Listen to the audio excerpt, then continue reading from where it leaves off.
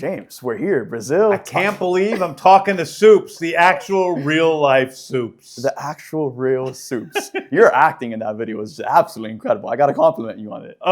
Wasn't it? Yeah, I thought it was. I thought it was like I was just trying to give Corn Sweat a lesson on how to be a good actor. Yeah, you guys switched roles a little bit. He was directing you were acting. It came together so well. It's also doing great on social media. People are loving it right now. Oh, good. I don't think I've ever told you this, but when it came to this film, I actually applied to be an extra, and I made it past the first round of castings to be an extra on this film. And then I got invited to set, and then all of that stuff happened, and it's just been an incredible journey to be here, and it feels like such a full circle moment. You applied, but you came to set. But I didn't know I was going to come to set. Oh, okay. So it was like when you guys were first starting the casting process, I saw you guys had put out some casting applications. Why didn't you make it past? What was wrong with you? Was it did they do a background check and find out about all the, your lengthy prison sentence and things like that? Is that what happened? I don't think they caught that. I think it was just the fact that I wasn't a Cleveland local. Believe me, I've seen my background actors. I don't think nobody is doing background checks on them. No, I mean, they all look like the wholesome people of Metropolis. But kind of just to open it up, I mean, when I went to set, you and Stefan Soretti were just making some incredible sequences. The action in this film looks so good. At what point in the creative process did you start to decide, all right, we want Superman fighting a kaiju. We want him fighting the Hammer of Moravia. this. I think it was really just a matter of, I remember what it was like when I first started reading Superman comics as a kid. And superhero comics in general, and it was entering a world of superheroes and, their other superheroes and, giant monsters and robots and sorcery and science so advanced it seems like sorcery and all of this cool stuff. And being able to make a movie that was like that experience for me was part of what I wanted to do, I think in some ways with Guardians movies, the Guardians movies were really inspired by other movies, by the sort of space fantasy films and things like Star Wars, of course, and things like that. They weren't as inspired by comic books, actually, whereas this movie is based in the comic books. And people keep asking me, what movies inspired you? And I'm like, well, it's really the comics. I mean, I wanted to make something that was like really experiencing a comic book come to life, but not in the way people think of comic books as being these simple things, but these intricate, beautiful stories by people like Grant Morrison and Alan Moore and the greatest writers of the 20th and 21st century comic book writers. Yeah, and honestly, that's been one of my biggest takeaways throughout the entire rollout of the film is that this is a comic book film that isn't ashamed to be a comic book movie. Yeah. Because we've gotten films like that in the past that are still great, but it's nice that to kick off the DCU, you're embracing not only Superman and all of his lore, but you're also going to be embracing a ton of other characters you guys introduce along the way and not be ashamed to introduce the parts of them that might be too wacky or might be out there. Yeah, I mean, I think that there's sometimes, comic book movies can be pretentious and they try to distance themselves from the source material and distance themselves from the fact that they are a comic book movie at all. But I love comic books. Mm-hmm. None of that, that's pretentious, and everything about Superman is not pretentious. So it doesn't have anything to do with comic books. It has to do with life in general. And this is a guy who isn't ashamed to be who he is. He isn't ashamed to be moral. He isn't ashamed to be kind. He isn't ashamed to love. He isn't ashamed to, hug kids and pet puppies and save squirrels. That's just who the guy is. One of the things that I think you're very specific on is how we first see the character. In that opening teaser, we see Superman, who a lot of people assume is like the most powerful guy in the universe, in his most vulnerable state. So for you, what was kind of like the thought process behind that decision? Because I really appreciated the fact that, again, you guys are showing all of the layers of Superman and not just having him be an indestructible god. Yeah, I mean, I remember where I was when I was in my bedroom in Colorado, and I just remember this image in my head of Superman with a little blood coming out of his mouth, and I'm like, wow, that's pretty striking. Like, that's not what we're used to. And so starting the movie with that's, That was before I wrote the script and before I had put everything together and before I think I had come to crypto and knew that crypto was going to be in the movie. Was just that image in my head, and I knew that could be something striking, and so that was in the script from the very beginning. Wow. Yeah, to me, it's just so important to see the characters at their lowest. So like that, when they achieve those highs, it's just all the more That's satisfying. right. Yeah. James, we're out of time, bro, but it was an honor, man. We can keep going, Supes. We can keep going. She's saying no. She's don't. I'll see you in London. Don't pay I'll see you in LA. Don't pay any attention. My man, come here. You're scared. You're too scared. All right, guys, it's the episode you've been waiting for. Welcome back to the Supes Show. Superman is now in theaters, and today Krist and I will be breaking down the movie, and we'll be talking about a ton of spoilers. So again, I just want to warn you, this will be a spoiler-filled episode. We're going to be talking about our favorite moments, some things we want to see for the sequel, films that this film potentially sets up for the future. So we're just going to be diving fully straight in. And so, again, if you're new to the channel, make sure to subscribe, hit that bell notification on my channel to get notified for future videos. And every Friday morning, we are dropping new episodes of the Supes Show just like this, where we're just breaking down everything going on in the world of pop culture and entertainment. And now, it's the summer of Superman. It's led to this. Krist, let's dive in. We've seen Superman now multiple different times. Yeah. How are you feeling? I'm feeling like genuinely hopeful, fantastic, happy. Honestly, one of the best comic book movies I've seen within the last decade, effortlessly. DC's back, baby.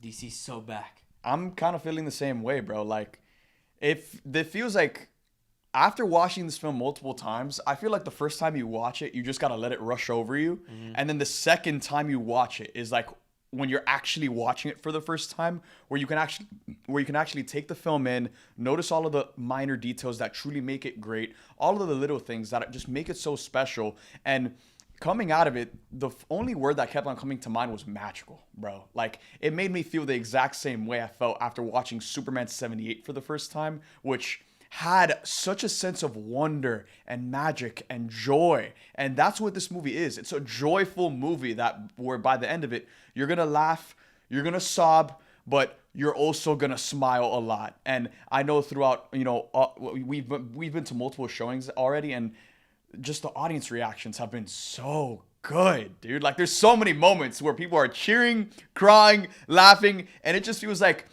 a James Gunn experience, considering what he's done with, the Guardians, the Suicide Squad, Peacemaker. Now he's done it once again with Superman, and this is the moment for it to happen. You know what I'm saying? The fate of DC was literally on the line. The fate of the DCU was on the line with this movie. And if this movie completely failed and everyone hated it, I don't know if we're getting more from James Gunn's DCU. I think they just slow things down and probably just get more specific with the type of movies that they make. But now that this film has opened up to massive critical love and is tracking to do very well at the box office, I think now they're just going to let James Gunn do whatever the hell he wants, give him full reign. And us as fans, we've learned.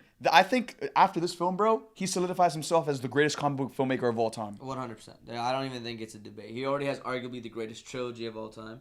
He came to the DC universe and makes the Suicide Squad and revives everything, because at that point everything was looking bleak, everything was looking bad, and Suicide Squad before that was already so horrendous.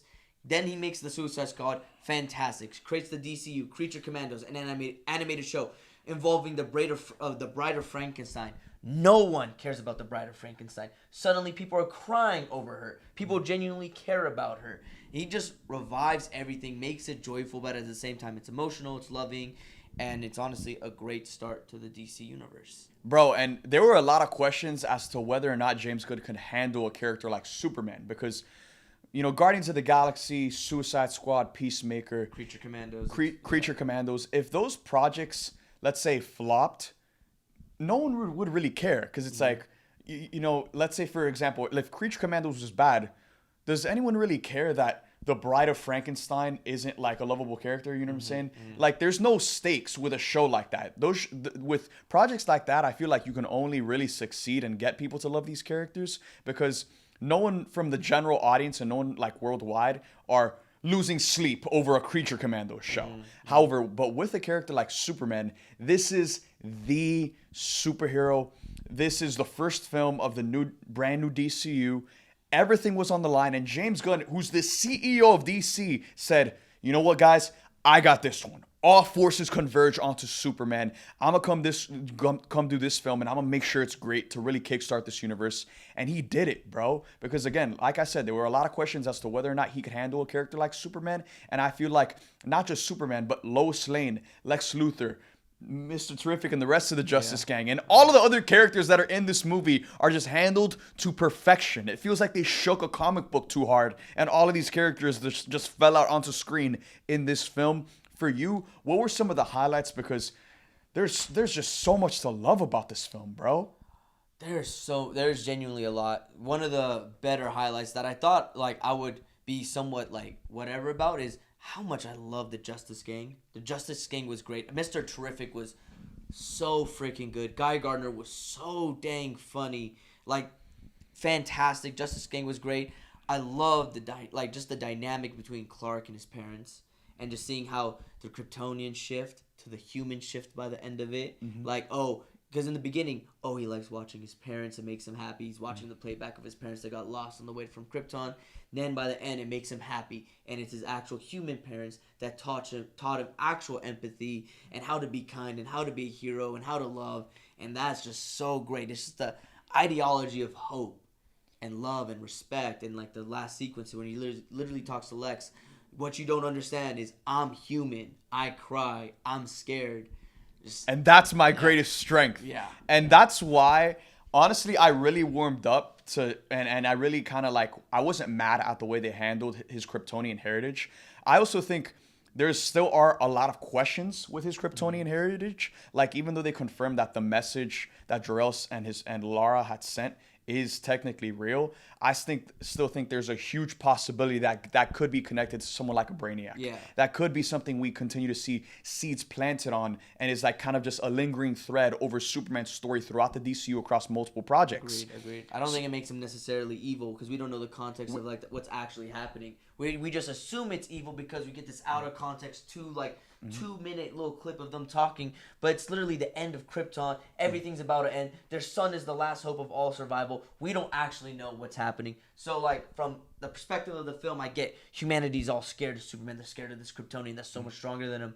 But at the same time, it might not necessarily be bad. Kryptonians might not actually be evil. We don't know for sure. 1000%. I feel like it was one of those plot devices that was used more so for Superman to accept his humanity and to uplift that. And that is such a beautiful message. You know, James Gunn understood that Superman's greatest power isn't his super strength, his ability to fly, laser vision, freeze breath. No, his greatest power is his love, is his goodness, is the things that make him human. And I thought, again, the way they utilize the Kents, they're not in it for a lot. They have, I think, 3 scenes from what I counted in the movie. But that scene where he's sitting with Pa Kent on that porch, bro, that scene makes me sob every single freaking time, bro. Because, again, it's just such a beautiful message for Pa Kent to tell, not just Superman, but to the audiences of the world, that you are not defined by what your parents say you are, by what the rest of the world says you are. You are defined by your actions, by your choices, by the way you go about impacting other people. And that is Clark's journey on this movie. And I feel like it's the exact message the world needs to hear now more than ever. Yeah, I agree, especially with everything, like, how the world is in the state it's in. I do agree 100%. And then, like, the whole, like, parents, like, the beginning of, like, when Ma just calls Clark, and she's just bent over going, just, like, talking to him, like, it makes me so happy. They are so damn cute. They're so lovable. They're so hopeful. Just talking about how he's just a big old mush. I love it. They cooked so hard with Ma and Pa Kent. Bro, genuinely, after this movie, we know it's coming. Whenever Pa Kent has that heart attack and Clark loses him, that will be the saddest death in a superhero movie, topping Gwen Stacy's death. I'm calling it right now. Ooh. Gwen Stacy's death, I feel like the 3 biggest, or the 3 saddest deaths in a superhero movie are Gwen Stacy, Logan, and Tony Stark. I was about to say Tony Stark too. Yeah. But I feel like Pa Kent's death is now being set up to be in that conversation because he's just so lovable in this movie. Yeah. And you can see how much he means to Clark and how much their connection is just such a pivotal part to both characters that when we see that eventually happen and Superman learning that lesson that he, even though no matter how powerful he is, he can't save everyone. Sometimes he has to accept death. Sometimes there's things outside of his control and he can't be there to save the day. And it's just such a powerful moment in Superman's origin. And so it's a moment that's coming. It's going to happen for sure. But when it does, are we ready for that, bro? I think it's because they showed how innocent and how kind and like how much he loves him, bro. How much he genuinely cares about them and their opinion. Like, he has the biggest news day of his entire career, front page. Everything's so busy. First thing he does is talking on the phone. He's not talking to Barry. He's not talking to Jimmy or Kat or no. He's on the phone with Ma, talking to Mom, the biggest day of his life. Like, it's genuine love. It's genuine care. Especially with the end when he just sees all the little sequences of him opening up a little dinosaur for Christmas. So I think, Paul Kent is definitely going to be... It's definitely going to be a lot more emotional, specifically because just the love there just feels so much more genuine. Yo, and James Gunn, he knows when it's time to not pull punches and make you fully feel the full force of the sadness of a moment. He did it multiple times in Guardians of the Galaxy 3, which I still believe to be the most emotional MCU movie. And I feel like that's going to be one of those moments where he just fully lets you feel it because... you have to. He has to. You know what I'm saying? Like, that's a moment that needs to happen. And I just, it's hard to think that that's going to come. And I don't look forward to it. But damn, that's going to be definitely one of the saddest things we've ever seen in a superhero movie. And it's on the horizon. But there's so many other elements of this film to love. I mean, the dynamic between Clark and Lois. I just think they completely nailed the castings for the big three, which are the most important things. And the kind of like, when it comes to Superman, Lois Lane, and Lex Luthor, it kind of feels like they are the pillars of this film, and they all do their job. They're all just perfect castings to a T. I feel like, again, you can have a film with great action, great story, a great score, but it kind of all falls apart if you don't have a great Superman leading the charge. And David Cornsweet is a fantastic Superman. Krist, I told to you, the day we watched the film for the first time, it's almost kind of jarring seeing how much life and personality David gives in his performance in this within the first 10 to 15 minutes. Coming off of previous iterations of Superman, it is jarring to see Superman so vulnerable, so just like he in that interview scene with Lois, he has frustrations and he's showing emotion. I said this when that trailer dropped. They showed that first sequence. I made a whole video saying this is the best thing I've seen from any trailer Superman has dropped yet. It's by far my favorite thing. Screaming about how obviously Lois is grilling him, giving him the unbiased perspective of reporting. She's being Lois. She's being Lois Lane. And Clark switching over to Superman at the end of it all, just talking about how he's not like a political party. He's not this side or this side. He doesn't care about any of that. At the end of the day, all he was doing is saving lives. It doesn't matter whose life it was. He was saving lives at the end of the day. And I thought that was one of my favorite moments of the entire film. It's just a conversation. And I love how they put that at the beginning of the film because it's such a great way to just establish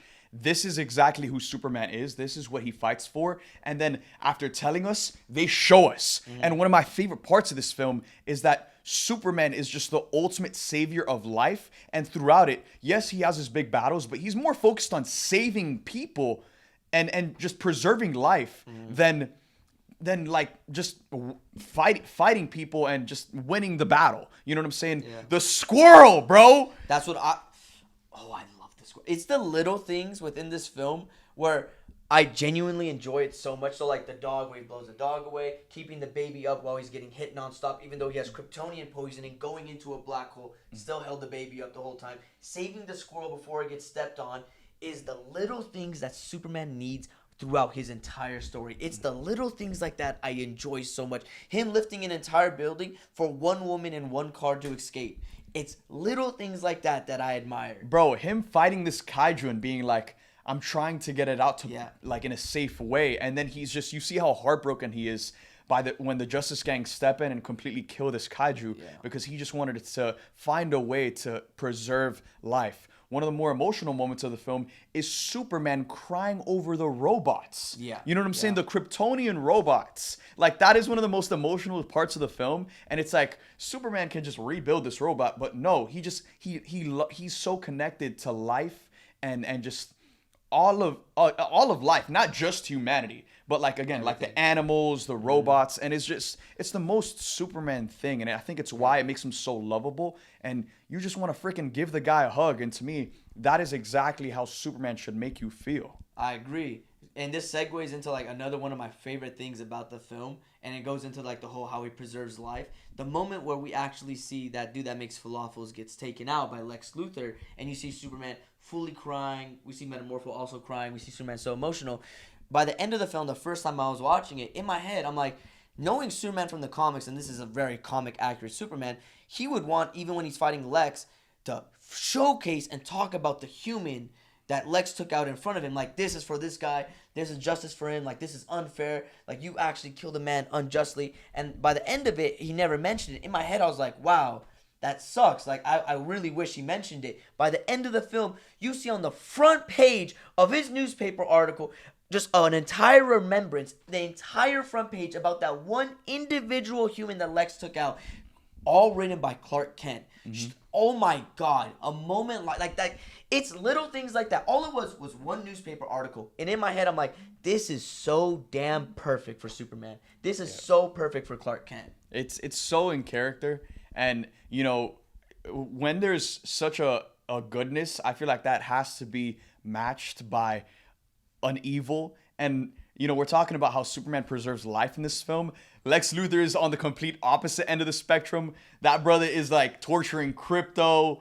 He's, again, working alongside Engineer and Ultraman, who also hurt Krypto and just destroy all of these robots. And Lex there's also a moment where he has this line where he says, just let them die. They chose him. Like, he's the complete opposite of Superman in this film. And I think they did a great job at bringing to life that yin and yang dynamic where Superman is the good, Lex is the evil. And my God, was Nicholas Hoult evil in this movie, bro. Talk to me about some of your favorite moments with Lex, because he was certainly one of the standouts, and this film wouldn't be what it is without him. Without a single doubt. I'm a very big antagonist guy. I think films go as far as the antagonist can bring him out. Nicholas Hoult as Lex is already cemented as one of my favorite comic book antagonists of all time. He is. I made sure I usually don't go out of my way to go talk to actors at premieres and all that. I made sure I went out of my way, went straight up to him, and I went, generational performance. It is so freaking good. His score, the Luthor Core score, so freaking good. One of my favorite lines of for a really long time, for the last decade of a comic book film, when he talks about how being compared to some of the greatest philosophers of all time, some of the greatest intellectual minds of all time, Galileo, Socrates, Plato, I forget which name specifically, but I know Galileo for sure. He talks about how being compared to these all-time great philosophers makes him sick to his stomach. Like, he wants to vomit because they're still insignificant in comparison. But at the same time, at least they were human, and that's what he despises about Superman so much. That little bar, that sequence where he talks about that and is fully self-aware of his envy is so freaking tough. And if you really look at it from hindsight, Lex Luthor in this film is a 6'4", blue-eyed, multi-billionaire, one of the smartest minds of all time. He should be the personification of excellence and perfection within humanity, and he is still by far the most jealous, envy human to ever exist. The one thing I just wish I got more Mr. Terrific and Luthor interactions, because they were both so narcissistic and egotistical with how beautifully intelligent they are. I wanted to see them just talk their smack to each other. Yeah, that would have been cool to see more Mr. Terrific and Lex dynamics. So good. But I am glad they kept it as is, because it's very clear that Lex is just so obsessed with Superman. Yeah, Superman even says it at one point, your obsession with me is getting a little crazy. And it's just, Luthor's throughout the film, he's mentioning how there's other metahumans in the world, but there's no one like this Kryptonian. Yeah. And throughout the film, I don't think Lex ever acknowledges Superman as a human. No, he says it. He only acknowledges him. He only says the Kryptonian. He thinks Superman is an object. Yep. You know what I'm saying? And it's so degrading. And you brought up that monologue where he mentions Galileo. That monologue is like one of the greatest villainy. And he's talking about envy. Like, it's one of the greatest villain monologues ever. Going into this film, I had already predicted that Lex Luthor was going to end up on the number 4 Mount Rushmore spot of the great cinematic comic book villains behind Thanos, Heath Ledger's Joker, and Willem Dafoe's Green Goblin. And I do think he's in that conversation after this film. I think you can obviously argue like Killmonger. You can argue cinematic only. Yes, movies only. Okay, movies only. Because we're not going to talk about Reverse Flash or Homelander. Yeah. We're just talking about cinematic comic book movie villains. I think Nicholas Holt's Lex Luthor is in debate for that number 4 spot.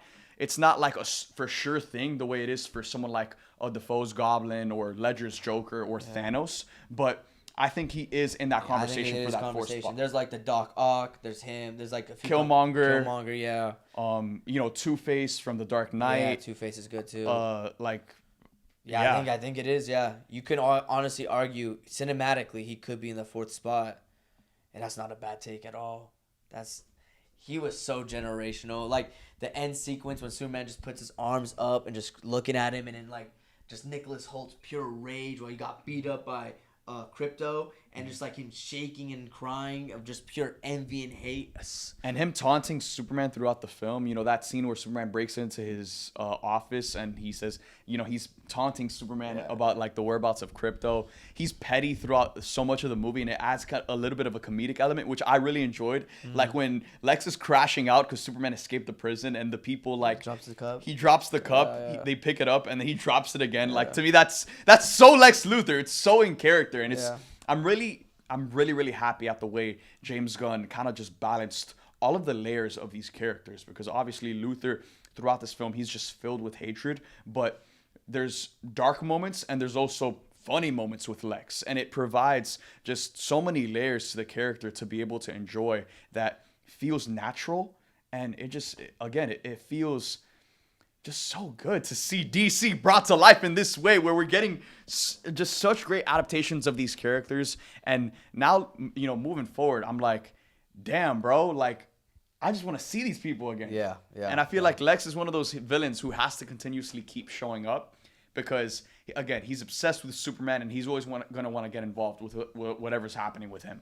Yeah. Now, like I mentioned, this is a jam-packed movie, and it does a great job at balancing so many characters. I feel like that's one of James Gunn's greatest gifts as a filmmaker, is the way he's able to balance so many characters and give every single one of them their moment to shine.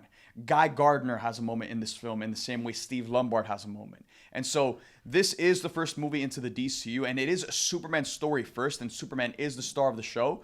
But as a diehard fan, they did also plant some seeds that I think are going to be explored in future projects. Obviously, I mean, the biggest one I think the film really set up was Supergirl. We got a cameo featuring Millie Alcock as Supergirl. And dude, how great did that suit look in live action? I feel like it is perfect. The boots looked great.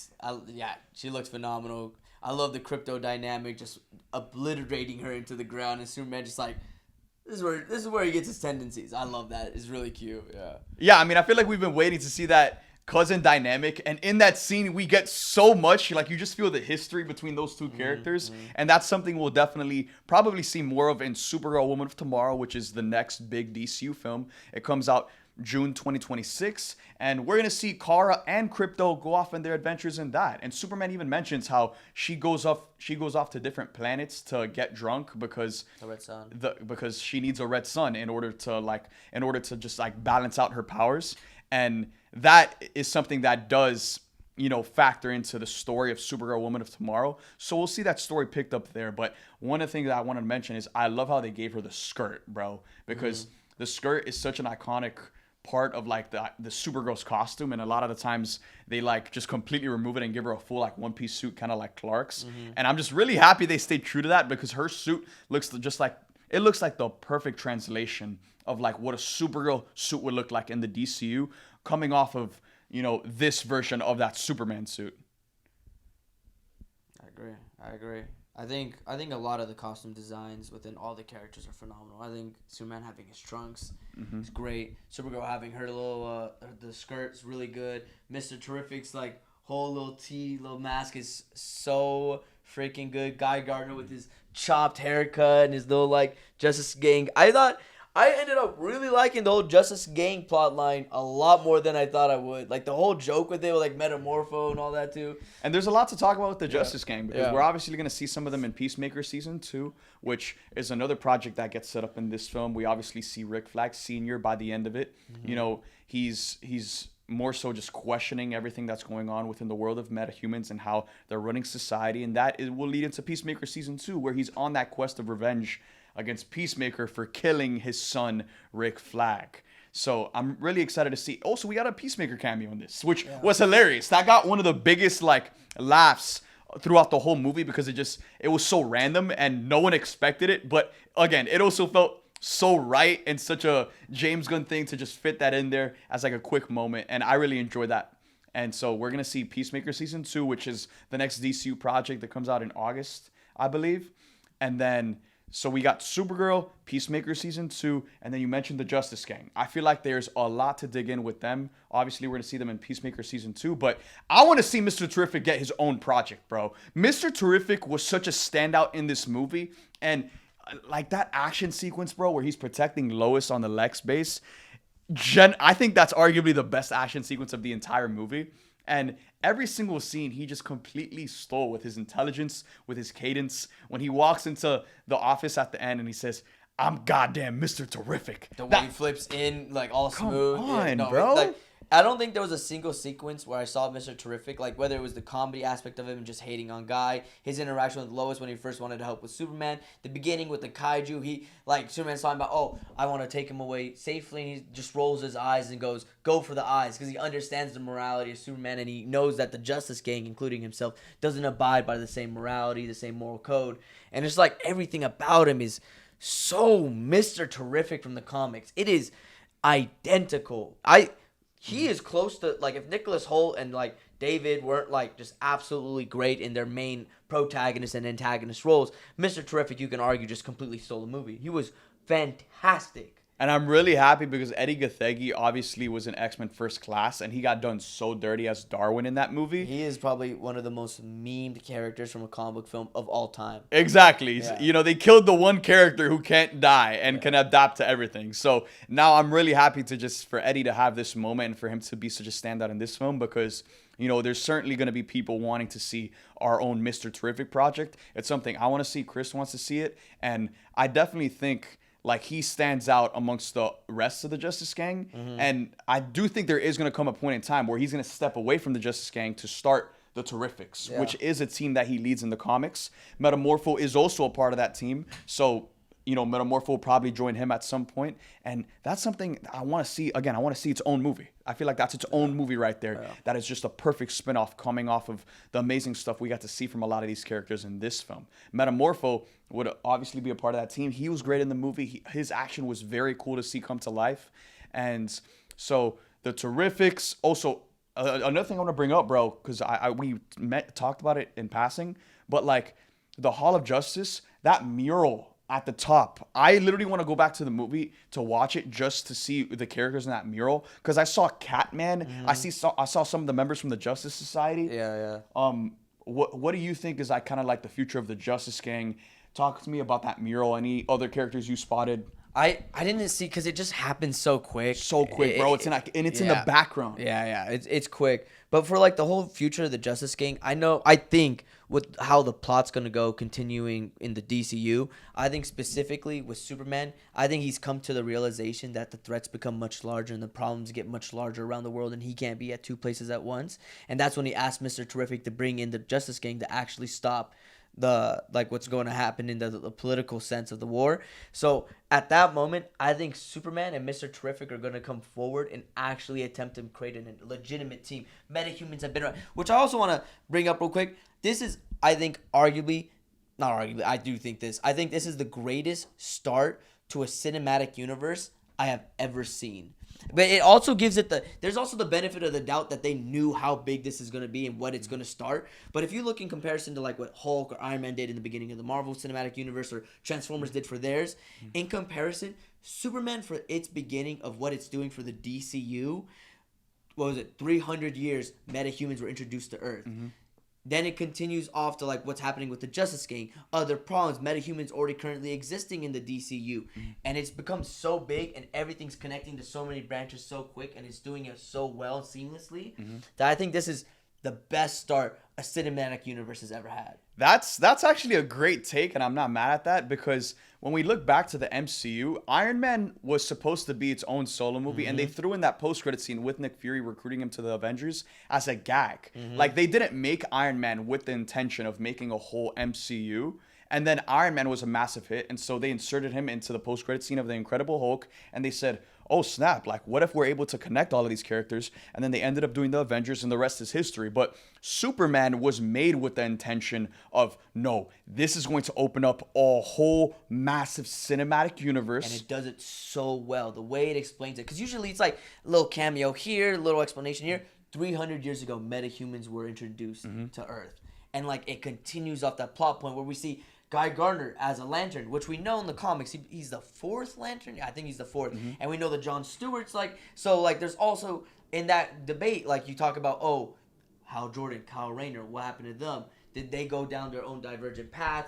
They might still be Lanterns currently. They might go down a different road, and then we go like there's just so many trees and branches created instantly from Superman that I've never seen from a cinematic universe. Any cinematic universe has done. Yeah, I agree, and like again, there's just the way it like builds off, and I love the amount of interconnectivity we're getting right now. You know what I'm saying? We saw Rick Flag Sr. in Creature Commandos.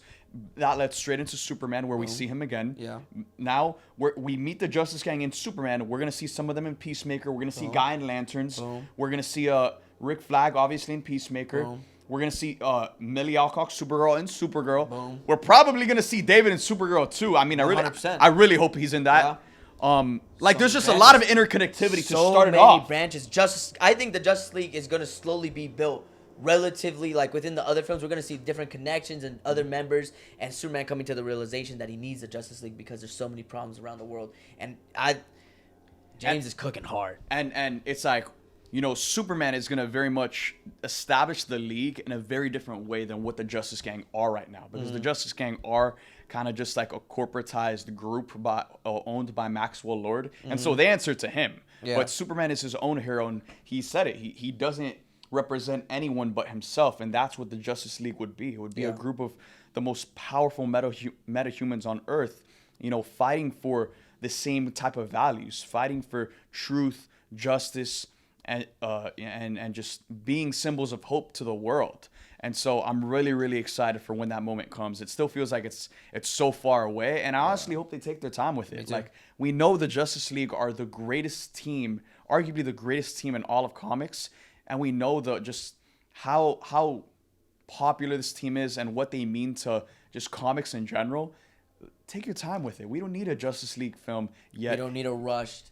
I'd rather have a world's finest film before Justice League film. Establish Superman and Batman to have that rapport and that brotherhood, and then give us a Justice League movie. I want a Justice League film when a lot of the most important characters of the film actually have their introduction outside of just being cameos in other films.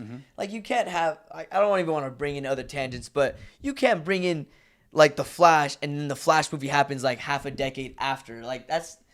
Like, at that point, the audience looks at him in the Justice League, and half the people that aren't familiar with the content of The Flash, like, my mom got into it, watches it, she doesn't care about the emotional factor of Barry can't go faster than the speed of light, you don't know what will happen. What is that, like... So I want, take your time, create the characters correctly, and I think, like, he's going to go down that path. He's doing it with characters that people didn't really know they would like. Like, not a lot of fans that go into Superman are thinking... Guy Gardner, Mr. Terrific, and they'll walk out. I think a lot of people are going to walk out loving Guy, loving Mr. Terrific. 1,000%. I mean, Guy, I didn't expect him to love him as much as I did. I think the same thing for everybody. I think a lot of people walked out of the movie wanting so much more Guy. Because Guy was, like, every joke funny. that Guy had was hilarious. And he was also a badass. The way he pulled up at the end and just, you know, defended the people of Jarhamper. Yeah. That's so funny. Like, again, I love the cockiness. Like, there's so many layers to that character in such a small amount of screen time. Yeah. And you're just hungry to see him again in the DCU, in which we are. We already know we're going to see him in Peacemaker. We're going to see him in Lanterns. But one thing I do want to talk about, bro, is the Batman. And I'm not talking about a new DCU Batman. I'm talking about Robert Pattinson's Batman. Because after this film, there's been a lot of people that are more encouraged to want to see Robert Pattinson link up with David Cornsweet's Superman. Are you leaning more into that direction now, having seen the movie, or are you still of the mentality of you want a brand new DCU Batman? I think it's a good debate because obviously everything we've gone with the Riddler comics, with the Penguin, and with the Batman, there's not really any like outside nonsensical. Like it's still more. It doesn't grounded. mention the outside world outside of Gotham. Yeah, that's what I was about to say because it feels a lot more grounded. You don't see any metahumans, but at the same time, it's a really early Batman. You don't get a lot. The antagonist that he gets, the Penguin, although altered slightly, a lot of the antagonists he already has, the Riddler, like Penguin, Falcone, none of them are ever metahumans in the comics. They're all normal people. So, like, at that point, metahumans can still exist in Gotham. We just haven't seen him interact with any of them yet. Mm-hmm. So, like, it can still work seamless. Like, you can introduce him to Clayface, Killer Croc. Like, all this stuff can still work within his story. And the fact that both these characters had such an amazing start to their story, and both of them are so good in their role. Like Robert Pattinson's tall, young, brooding, like Bruce Wayne, and then we got like Clark being that tall, muscular, hopeful, like, and it's so dark and so light and so vibrant and so gloomy. Like, it works. It works perfectly, and you know, I want to bring up these similarities because I still want the DCU Batman to just be a fantastical version of Batman. I want to see the Bat family. I want to see all that stuff because, again, Superman is a film that isn't afraid to embrace the wacky parts of the lore. This is a movie that embraces every part of Superman's lore, and I want the same thing to be done with Batman, with Wonder Woman, with Flash. And so when it comes to Matt Reeves as the Batman, that's obviously a more grounded story. I mean, we don't even know if we're ever going to see a Robin in one of those movies. And it's just, to me, it's like, no, I want the DCU Batman to be fully unashamed, to be fantastical, to have him interact with the fantastical villains, the technology, the Bat family. I want to see all of that. Okay, and so you want him to be older too by the time we see him introduced in here as well? Yeah, like I'm more excited to see a DCU Batman that has an already established Bat family. Yeah. Just because I want to see the Bat family so badly already. And I don't think we're gonna fully ever get that vision under Robert Pattinson's Batman and with what Matt Reeves is doing. Depends on like the time scale, because obviously, Matt Reeves has like a grounded story he wants to tell, and I think we should just let Matt Reeves tell that and have a Batman that fully embraces and is just more fantastical than what he's doing over there. Because, I do want to bring up these similarities because even though I want a new DCU Batman, I think it's very, very interesting that both Superman and the Batman take place 2 to 3 years into their tenures as superheroes. Mm-hmm. And the main central plot about both of the movies is about them uncovering dark secrets about their heritage, which completely shatters their worldview. And then they have to move forward in deciding how and why they want to be the hero that they become.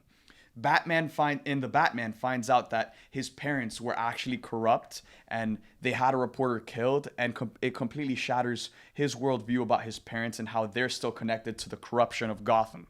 Superman finds out that his parents sent him to Earth to conquer and kill humanity and rule over everyone and establish a new reign of the Kryptonian Empire.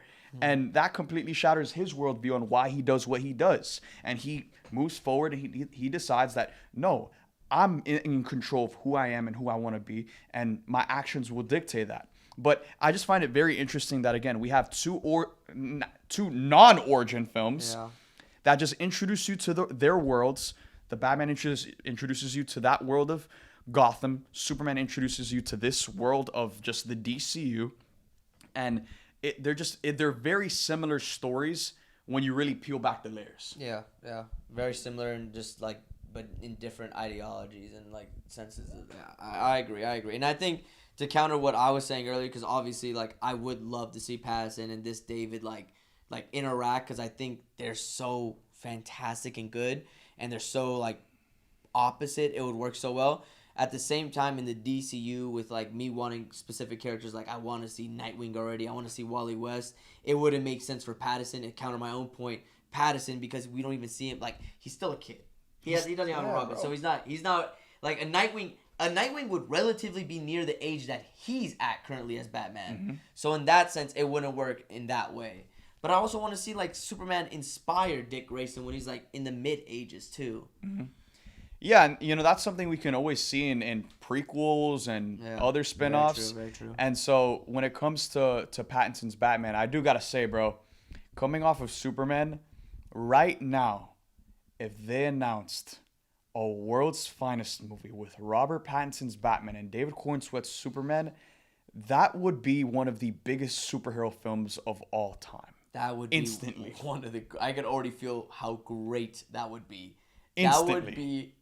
That would blow almost any movie. That would already go in the tops of like the comic films that transcend comic book films. No, that might be. You announced that right now. I think that's more anticipated by the world than Secret Wars. Oh wow! And Secret Wars is gonna be freaking crazy, bringing back every freaking OG hero. Like, but I think the world might be more hyped for that. I think than Secret specifically Wars. because if you would have announced it before watching Superman, I would disagree. But after watching Superman, and I already have the Batman as a top 5 comic book movie of all time, having those two, I am. Oh, that might. Oh, that's a good one. Oh wow. Chat, let us know in the comments. Do you think right now, if they announced a world's finest movie with Robert Pattinson's Batman and David Cornsweet's Superman, is that the most anticipated upcoming superhero movie over something like a Secret Wars, over Spider-Man Beyond the Spider-Verse, over Doomsday? Wow. You know, there's a lot of exciting stuff on the way, but I think a world's finest movie with both of them is instantly $1 billion movie, and it would just completely take over the world's conversation because the Batman is so widely loved. Superman is getting just rave reviews and everyone's loving it. And Matt Reeves and James Gunn are just two of the best filmmakers working today. And to see them join forces and bring these two worlds together would be gargantuan. It's not something I particularly want, but I wouldn't be mad if it was announced. You know what I'm saying? I really don't know what would be more hype. I'm genuinely like I'm like thinking of all the Secret Wars little things, and I'm like, oh, that's crazy. But then it's Pattinson, and oh wow, that would be banger. No, now that you said I'm back on the other side, I want that so bad. That sounds so good, bro. I gotta say, it's like we keep on seeing pictures that people edit of them together, and they look so good together, bro. They look so good. Timeline wise, it doesn't work with Pattinson's Batman. But like, just like outside, if you just remove the layers and just put them together, it's so good. It's so good. And another thing I always bring up when people have these conversations is that Pattinson is one of the best actors of this generation. Easily. And he's never come off to me as someone who wants to specifically just do superhero movies in the same way like a lot of the OG Avengers did. Like a lot of the OG Avengers dedicated 10 years of their careers to doing Marvel movies and being very consistent with showing up in that universe. Pattinson, he signed on to do Matt Reeves' trilogy not knowing he was ever going to be a part of a universe. So it's like, I don't know if he would be even down to be a part of the DCU in that way, because I feel like for whoever they end up casting as like the DCU Batman, it needs to be like a newcomer, kind of just like David, where it's the biggest thing they've ever done and it's going to change their life, and it's something they would sign up to be a part of consistently over the next 10 years. Now, guys, after Superman hopefully ends up making a ton of money at the box office, considering how good the movie is, we probably will get a sequel for the film sometime in the future. Hopefully that gets announced soon. But Krist, what do you want to see for the sequel? Because I know after watching this film, I have my kind of like list of things I want to see more of in the next Superman sequel movie. And, you know, again, God willing, hopefully we don't have to wait another 10 years for another Superman sequel. But what's kind of like on your mind, on your chest in regards to that? There's like so many paths we can go down, because obviously Brainiac with the whole... But the thing is, me and him have this conversation, our argument, because he likes Brainiac a lot in terms of Superman. I like Brainiac a lot because, obviously, I was a child watching Justice League Unlimited, and I loved watching Brainiac as the antagonist for the Justice League. I loved watching Luthor as, like, obviously the whole President Luthor thing. Luthor and Brainiac actually combining forces because of the hatred of the Kryptonian and then the Justice League. And then watching my greatest hero of all time, Wally, just shred that to pieces. I love Brainiac as an actual League antagonist, but as an actual Superman antagonist, that would be really good too. A whole Bizarro with the black hole and Ultraman falling in because now it's a clone instead of an actual like outside Earth iteration of him, so that could also work really well. The black hole was very interesting. They could, I think, with the black hole, they could go down a lot of different rabbit holes and could open up a whole different world. Yeah, and that's what's really exciting about the DCU and just the future of this character is that everything's on the table. Yeah. You know what I'm saying? Nothing is too out there.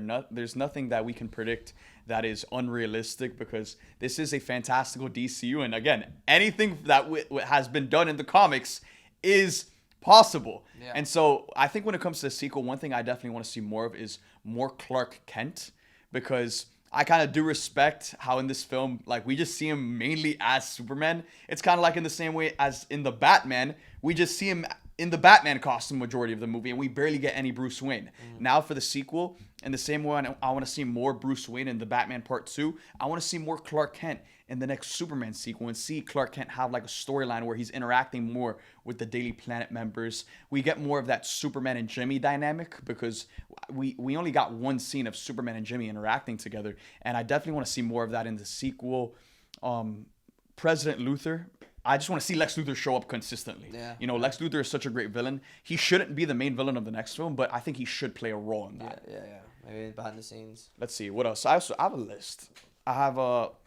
Oh my God, yes. I think they do need to further the storyline of the Kryptonian, Clark's Kryptonian heritage. I feel like that's something that could get more addressed in Supergirl Woman of Tomorrow, because in the comic, that comic addresses more of Kara's heritage and the way she went about experiencing the death of Krypton and losing her parents and her family and her world and her people. And it's a very tragic story. And so I feel like Supergirl will start to address more of the Kryptonian heritage stuff. And I feel like that can crescendo to leading into something like a Brainiac. See, with that tangent, with like the whole Supergirl bringing into, there's one Kryptonian, and like when they were doing these issues, it was like whatever, but the antagonist himself, because he's Kryptonian, Hel-El, his storyline and how he tries to manipulate Kara the whole time and make Kara go up against Superman, go up against Wonder Woman, betray everybody, and how he tries to manipulate everybody, how he's how he respects the like Kal-El's entire family lineage, but he's like out there to actually like destroy Earth and rebuild Krypton. Hel-El could actually be a really, really cool antagonist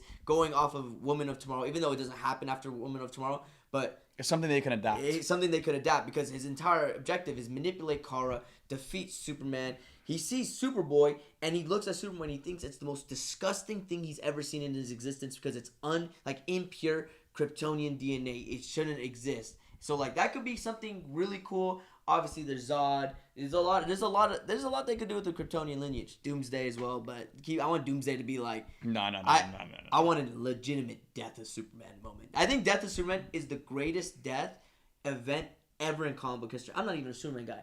Barry Allen dies against the Anti-Monitor. That happened. I think that's the one that is personally my favorite.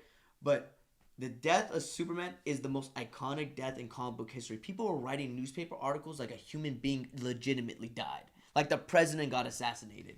Yeah, I just don't want to see that because we already kind of saw it done in the DCU. It's not the same. They didn't do it. They didn't do it the way it should have been done. No, but that's what I'm saying is like even though it's like not the same and it's like that wasn't necessarily done justice. Like it's not something I want to see them retread.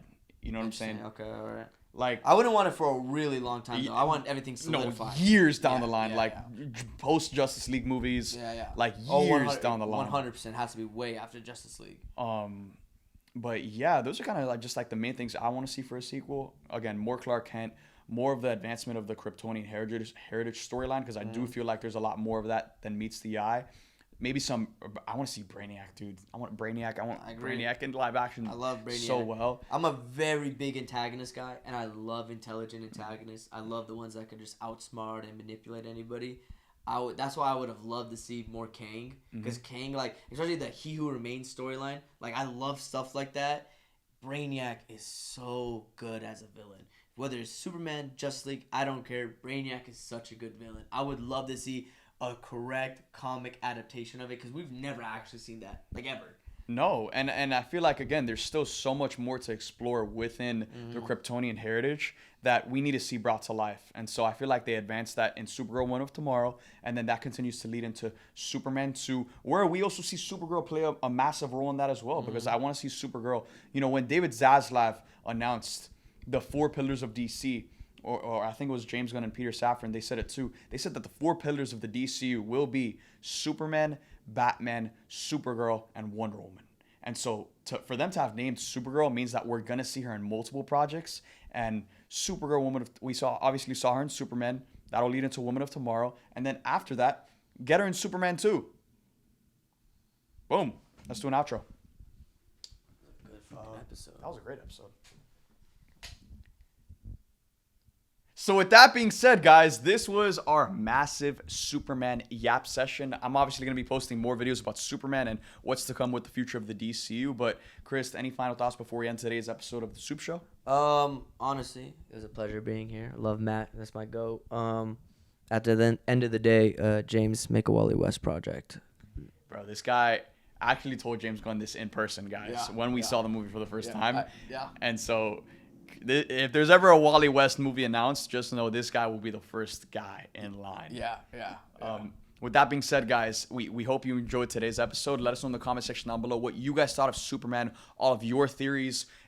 Again, this is a show by the fans for the fans, so pitch into the conversation yourselves, and I'll see you guys in the next video. Make sure to like this video, comment down below, subscribe, hit that bell notification on my channel to get notified for future videos. And with that being said, I'll see you guys in the next one. Thank you guys for watching, and I'll see you guys next time.